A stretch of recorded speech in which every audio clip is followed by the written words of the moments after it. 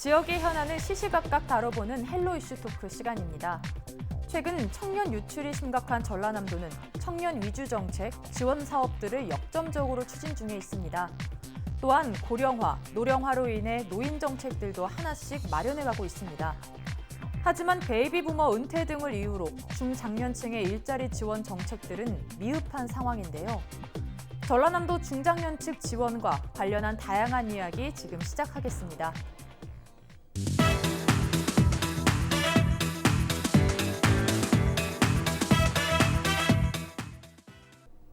네, 중장년층의 노후 걱정은 날이 갈수록 심각해져 가고 있습니다. 현재 중장년층은 어떤 상황입니까? 네, 한국이 지금 고령화 사회로 접어들어 있다는 것은 주지의 사실이고요.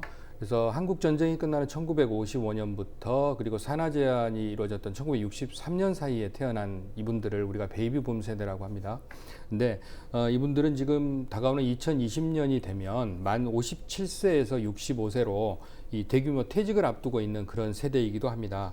그런데 지금 우리 한국의 이 베이비 부머들의 문제점은, 상황은 일자리가 가장 불안정하다는 점을 말씀드릴 수가 있어요. 그래서 이 연령대별 비정규직의 비중을 보게 되면 40대는 낮은 수준이고 50대가 되면 다소 높아지다가 60대가 되면 급증을 하게 되거든요.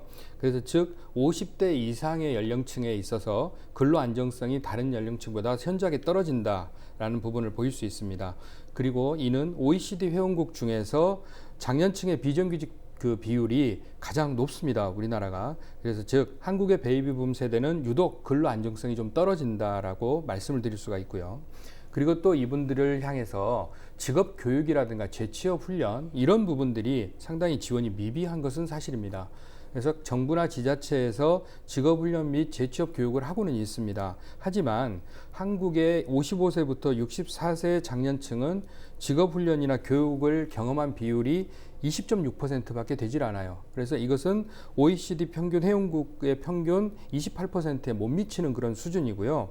그리고 우리가 더 주목해야 될 사실은 이 직업교육 및 훈련을 원하는 분들은 많지만 이걸 경험하지 못한 중장년층의 비율이 21.4%로 OECD 회원국 9.2%에 비하면 월등하게 높은 지금 그런 현실이거든요. 그래서 이는 바로 이 직장 내에서 과업이 바쁘거나 그 밖에 여러 가지 가정적인 이유, 사회적인 이유로 참여하지 못하고 있는 그런 실정이다. 네, 그렇다면 중장년층의 모습은 현재 어떻습니까?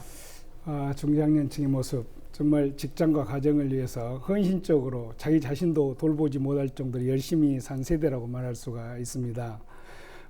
현재 중장년층들은 전쟁 이후, 대부분이 전쟁 이후에 집중적으로 출산율이 높았던 시기에 태어나신 분들이 대부분이에요. 세계적으로는 2차 대전이 끝나는 46년부터 65년 사이에 출생하신 분들이 대부분이고, 우리나라의 경우에도 한국전쟁 이후에 1955년부터 63년 사이에 태어나신 분들이 지금은 50대 후반에서 60대 초반입니다만 은퇴를 했거나 은퇴를 앞에 놓고 있으신 분들이 대부분입니다. 이분들은 잘 아시겠습니다만 베이비 부모 세대로서 우리나라 경제 발전에 큰 축을 이뤘던 분들이죠. 그러나 결국은 그만두고 또 조기 퇴직을 이렇게 하다 보니까 취업난에 겪고 있는 자녀들이 또 퇴직하고 맞물려 있기 때문에 결혼이나 자녀 문제에서도 또 취업 문제에서도 가장 어려운 그런 여건에 놓였다고도 할 수가 있겠어요. 또 이분들은 노인을 봉양하는 정신을 갖고 있습니다. 그러니까 부모님까지 모시는 그런 부담까지도 전부 떠안고 있는 것이죠. 3, 4년부터 은퇴를 시작했는데요. 그 은퇴하신 분들의 실태를 좀 조사해 놓고 보니까 퇴직 이후에도 계속해서 좀 직업을 갖고 활동을 하고 싶다 하신 분들이 82%나 됐어요. 그런데 실질적으로 이러한 서비스를 제공하는 회사는 한 10%도 제대로 안 된다는 것입니다. 또 노후 준비를 당신은 잘 했느냐 이렇게 물어보니까 응답자가 10% 미만 정도가 잘 못했다 이렇게 대답을 하고 있어요. 더욱이 이 세대는 외환위기 때 실직했던 분들도 많이 있습니다. 그러다 보니까 과거에 연금보험 자체를 많이 납부하지 못했던 것으로 이렇게 나타나요. 그래서 국민연금공단의 그 자료에 따르면은 베이비 부머 세대 약 70% 정도는 앞으로 노령연금을 받지 못할 가능성이 크다 이렇게 얘기를 하고 있습니다. 사정이 이렇다 보니까 베이비 부머 3가구당 2가구 정도는 만성적인 생활에 좀 시달리고 있고 살아가는 것이 좀 어렵다는 그런 형편에 놓여 있는 것이죠. 그러다 보니까 자영업에 뛰어드는 겁니다. 뭐 치킨집도 한번 해보고 뭐 편의점도 한번 해보고 그런데 결국은 이런 사업들이 성공하기는 쉽지 않은 것이죠. 그래서 사업의 실패가 결국은 또 빈곤축으로 전락하는 이런 악순환이 계속되고 있는 그런 실정이에요. 세계적으로 보니까 노인 빈곤층 비율이 우리나라가 47% 최고로 이렇게 나타났어요. OECD에서는 대체적으로 평균 13% 정도고 일본은 12% 정도밖에 안 되는데 우리가 4배 정도 이렇게 많습니다. 그렇지 않아도 전남뿐만 아니라 전국적으로 일자리 문제가 좀 크게 대두되고 있습니다. 화제가 되고 있습니다. 이렇게 소외받고 있는 이유는 뭡니까? 뭐 청장년층, 뭐 중장년층이라 하죠. 그런데 조기퇴직, 사회적 일자리가 연계돼서 퇴직하면 곧바로 이렇게 갈 수 있는 자리가 있으면 얼마나 좋겠습니까? 그러나 은퇴하고 나면 내가 들어가서 적응해야 되는 그런 자리가 거의 없는 실정이죠. 전문직에서 일했습니다. 또 그런데 전문직에 일하신 분들이 경력을 갖고 있으면서도 갈 자리가 없고 고학력자들, 학력이 고학력이다 보니까 막상 사회에 나와서 보니까 꾸준 일에 얼른 적응하기가 쉽지 않지 않겠습니까? 그러다 보니까 사회에서도 얼른 취업에 이렇게 적응할 수 없는 그런 여건이 있는 것이죠.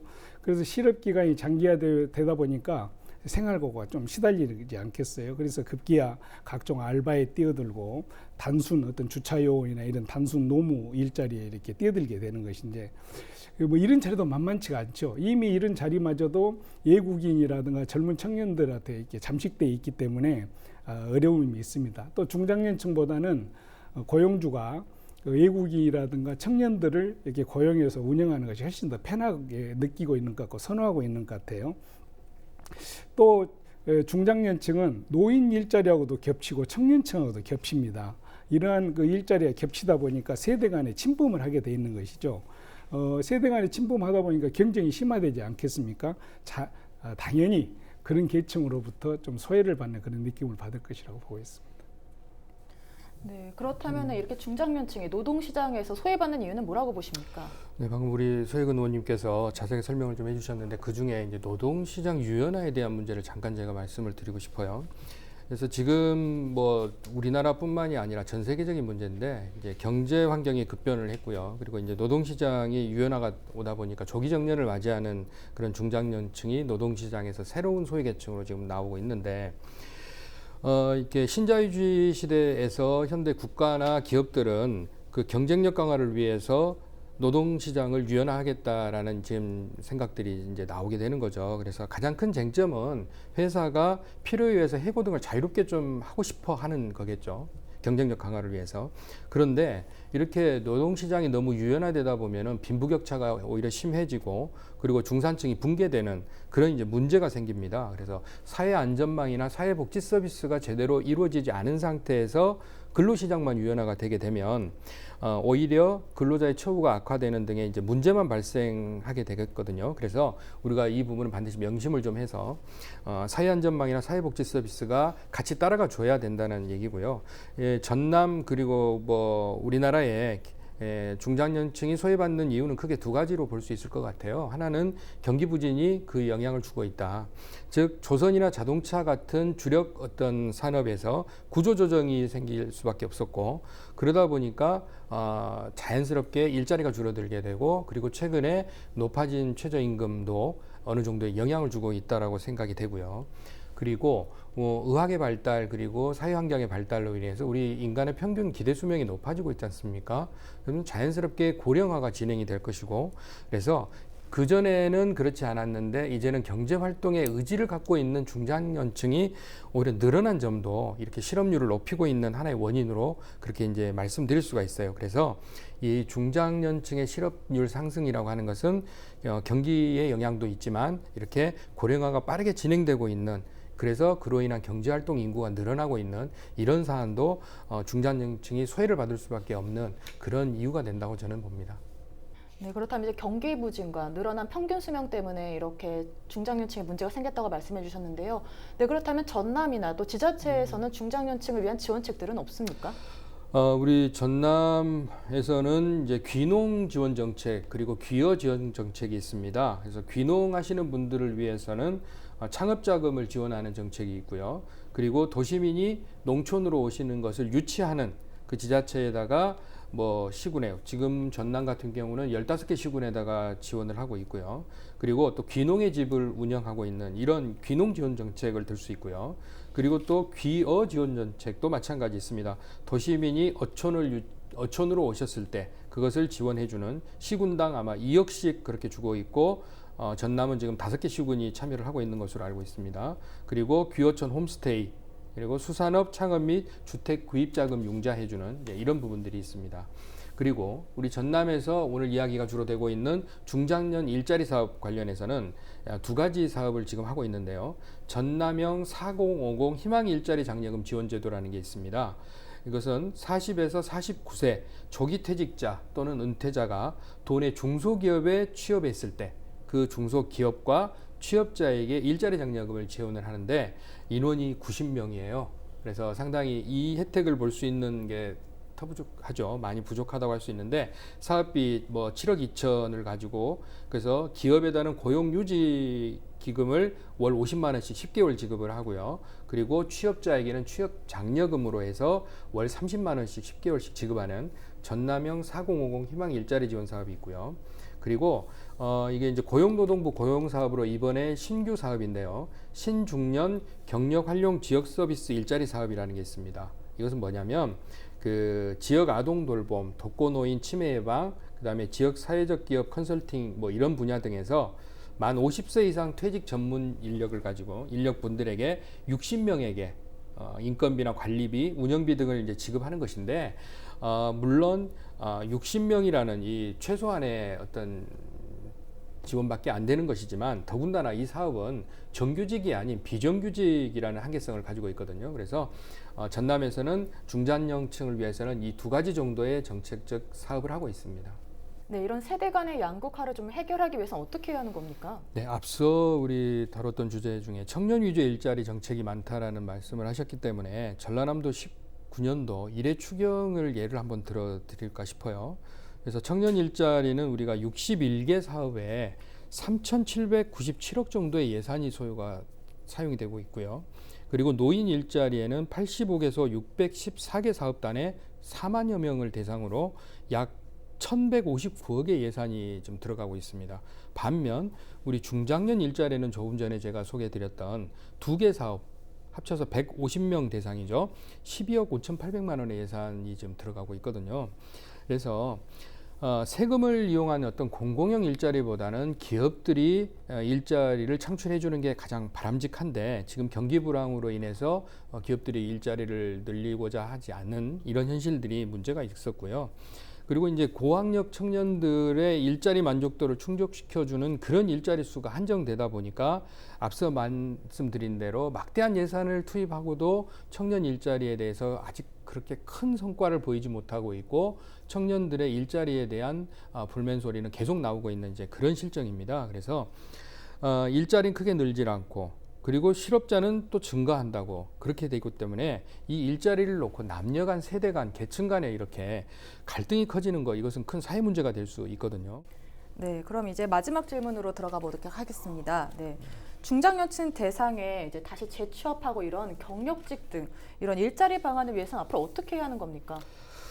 네, 그 중장년층의 경제활동은 인구가 고령화되고 그 다음에 중장년층의 노동시장의 진출이 또 확대가 되고 베이비 부머 세대들이 은퇴 등의 이유로 높은 증가를 보이고 있는데 고용 구조 측면에서는 소비형 전통형 서비스업에 취업을 한다든가 또는 저부가가치형 업종에 취업을 한다든가 뭐 임시직 종사를 한다든가 또는 임금 수준 하락하는 이런 측면들이 좀 나타나고 있습니다. 그래서 중장년층 일자리에 대한 양과 질에 대한 투 트랙의 정책적인 지원과 대책이 지금 요구되어지고 있는데요. 그래서 중장년층의 경력과 능력을 사장시키는 것은 이것은 국가적인 낭비다라는 것은 이견이 없으리라고 생각합니다. 그렇기 때문에 향후 중장년층 일자리 정책에 대해서는 지역 맞춤형 즉 지역에 적합한 맞춤형 일자리 정책과 마련이 추진돼야 되겠다라는 생각을 합니다. 그래서 중장년층을 위한 취업 기회도 확대가 돼야 되고 그리고 훈련을 통한 능력 개발도 반드시 따라와야 될 것이고요. 그리고 중장년층이 창업을 하는 분들에게는 어떤 지원 제도도 좀 확대가 돼야 될 것이고 그리고 중장년층 일자리를 취업하시는 분들에 대한 지원 제도 또한 같이 우리가 확대가 돼야 됩니다. 그래서 일자리 지원 제도의 한 예로는 어떤 인력 수요 조사를 한다든가 데이터 구축을 좀 해서 그런 제도가 좀 필요하고 아까 우리 의원님이 말씀하신 대로 전라남도의 일자리 관련 조례에 보면은 중장년층에 대한 일자리 언급이 없습니다. 그래서 그 부분은 올 하반기에 조례도 다시 좀 재정비해서 중장년층 그리고 청년층 노인 일자리 이렇게 세대 간의 갈등을 좀 줄이고 전체적인 형태에서 일자리에 대한 어떤 정책을 다시 한번 다듬어야 된다고 그렇게 봅니다. 네, 세대 간의 갈등을 줄일 수 있는 일자리 정책을 펼쳐야 된다고 말씀해 주셨는데요. 네, 그렇다면은 이런 중장년층 대상으로 하는 경력직 등 이런 일자리 방안을 위해서 어떻게 해야 하는 겁니까? 우선 정부가 중장년층에 대해서 관심을 갖기 시작했습니다. 전라남도도 청년이라든가 노인 일자리에 대한 관련 조례는 있습니다만 중장년층에 대한 조례는 없어요. 전라남도 기초단체도 보니까 2017년도 여수가 처음 이렇게 조례를 만들었고 올해는 담양이 이렇게 좀 만들었더라고요. 이제 시작한다 이렇게 보고 있습니다. 은퇴에 관한 여론조사를 했습니다. 최근 1년간 은퇴에 관한 여론조사를 했는데 세계 10개국 중에서 당신은 은퇴에 관한 그 사후 생활에 대해서 준비를 했느냐고 물어보니까 준비했다라가 44.1% 우리 한국인이. 그런데 실질적으로 캐나다 같은 데는 96%, 중국이 87%, 미국이 82% 이 정도 되는데 우리는 44% 정도밖에 안 되는 것이죠. 사실상 노후라든가 은퇴 이후를 전혀 준비하지 않고 있다고 이렇게 말씀드릴 수가 있겠어요. 또 한국인이 40, 50대에서 주택을 제외하고 장래에 살아가는 데 있어서 평균 약 3억 9천 정도의 노후 비용이 필요하다 이렇게 얘기를 하고 있습니다. 그런데 정작 노후 준비를 전혀 못했다고 얘기하신 분들이 39.8%나 돼, 한 40% 된다는 것입니다. 또 뒤늦게 이제부터라도 노후 준비를 좀 해야 되겠다 이렇게 얘기하신 분들도 한 39% 정도 이렇게 된다고 그래요. 아무튼 이러한 부분들이 앞으로 중장년층이 준비해야 되고 또 청년기에서 준비하는 과정을 거쳐서 우리가 중장년기에서 경륜을 쌓고 그러한 생활을 해갈 수 있는 여건 마련이 되면 그게 곧 노년기로 이어져서 노후 보장까지 연결되는 이런 상황이 진행되지 않겠습니까? 그런데 중장년기에 그러한 생활고를 느낄 정도로 제대로 된 제2의 인생이 준비가 안 된다면 결국은 연장선상의 노후까지도 그런 부분에 살아가는 데 무척 어려운 부분이 이렇게 나타날 수 있다고 이렇게 보고 있습니다. 어떻든 이게 중장년층이 퇴직을 하게 되면은 그 전문 인력들에 대한 정보 관리 데이터베이스가 좀 필요하다고 보고 있어요. 그래서 이분들을 갖다가 적재적소에 양질의 일자리에 이렇게 잘 활용할 수 있는 이런 방안이 좀 나왔으면 좋겠고 신중년에 대한 전문성 내용들이 있는데 이것도 좀 그 전문성하고 맞아 들어가는 일자리를 좀 발굴해야지 제대로 된 사회생활을 할 때는 전문 분야나 제대로 된 분야에서 근무했는데 실질적으로 나와서는 전혀 다른 일에 종사하다 보니까 그 좋은 경륜들이 쓸데가 없다는 것이죠. 그래서 이런 것을 활용할 수 있는 인력 풀제 뭐 이런 것들도 좀 필요하다 이렇게 보고 있습니다. 또 조금 전에 우리가 말씀드렸습니다만 청년에 대한 기준 나이 정부가 이것은 제대로 좀 어떤 기준점을 잡고 청년은 몇 살까지 39세면 39세 이렇게 정하고 그 이후 세대는 자 그럼 39세까지는 청년 일자리 창출에서 지원을 하고 40대가 딱 되면은 중장년층 지원책에서 갈 수 있도록 이런 기준적인 마련이 확실히 돼야 되는데 각 법규마다 각기 다르기 때문에 이런 정리가 잘 안 돼 있다 이렇게 볼 수 있습니다. 어떻든 획기적인 방안이 좀 나와야 되지 않을까 이렇게 보고 있고 그동안 정말 우리 경제를 위해서 열심히 일했던 역군들이 제2의 인생도 국가 발전의 동력으로 이렇게 잘 당당하게 참여할 수 있는 그런 계기가 됐으면 좋겠습니다. 네, 중장년층의 노후 준비와 여건 마련이 되는 획기적인 방안들이 마련돼야 된다고 말씀해 주셨습니다. 네, 오늘 이야기 여기까지 나눠보도록 하겠습니다. 두 분 고맙습니다. 중장년층 대상 일자리 마련 역시 전라남도의 인구 증가, 주민들의 삶의 질 개선 등 중요한 해법입니다. 청년 일자리에 치중한 나머지 중장년층 은퇴자들의 외침을 외면하지 않길 바랍니다. 지금까지 헬로 이슈 토크였습니다.